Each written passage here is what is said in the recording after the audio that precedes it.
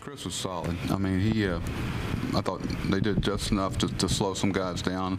He was carrying a pretty good fastball, for this time of year. I mean, he was touching 92, 93, in command of it. Chris has command of the fastball. He's got a chance to do a lot of things. He's got a good hand.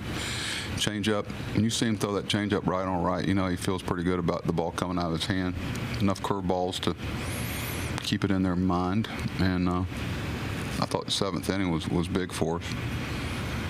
Markakis got his 1,500th hit today, and I know he's always been appreciated by his teammates, but do you think stats like that help him get appreciated by the general public more? I hope so. Nick doesn't care. He really doesn't care. We put up a thing in the advance room that nobody sees of Nick and how many Orioles are ahead of him in hits, and I don't even know if he's seen it yet.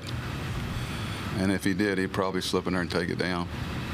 But I think sometimes, hope everybody understands what we're watching here. This is, we talk about some of those guys through the years that were solid Orioles for a number of years. You got to mention his name, hopefully for many years. Thank you. 8 of the last 9 games you won by 1 run. All but a couple of them have been very low-scoring games. Do you ever think, how long can we keep walking this tightrope?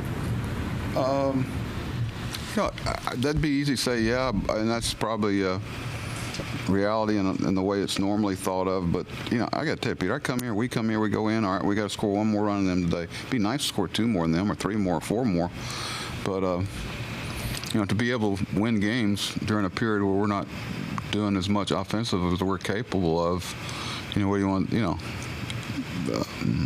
believe me, there's many times we come in there and we know, after a game that we've won, we know the offense kind of picked up the pitching, and it's kind of evening out.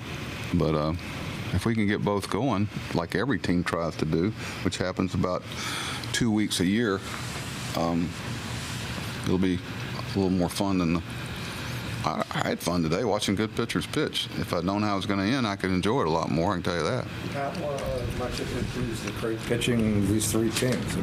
Yeah. You watch. I wish everybody could go get in the box and take a look at this stuff coming in. It's, got a really good pitcher tomorrow in Rourke. And, we've been working with Gosman the last 2 or 3 days with some offense. Another thing that challenge it puts into play.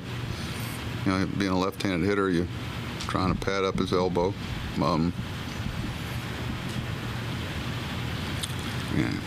But the whole interleague thing, that's another discussion.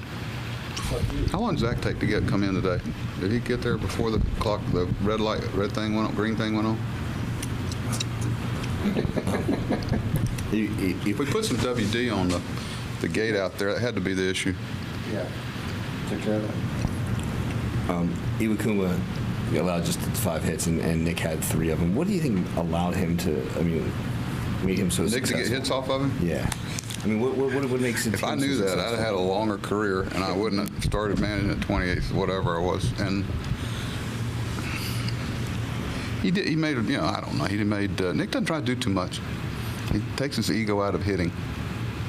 They pitched him hard in the hole at bat, the last one, and that's the one he'll go home with and say, all right, what am I going to do to combat that? When you take your ego out of hitting and stick your nose in there with 2 strikes, we've kind of got into a thing in major leagues in general where strikeouts are just